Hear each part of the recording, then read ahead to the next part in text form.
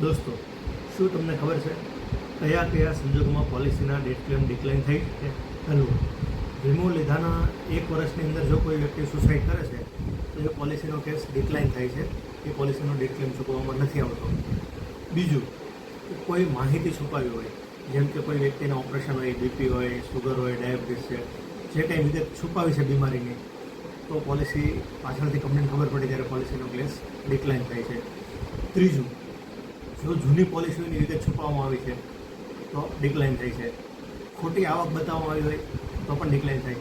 આ સિવાય કંઈ પણ જે કંઈ સવાલ પ્રપોઝલ ફોર્મમાં પૂછેલા છે એ સવાલના જવાબ જો ખોટા રજૂ કરેલા હોય અને પાછળથી એ ખોટા સાબિત થાય તો પોલિસીના કેસ ડિક્લાઇન થાય.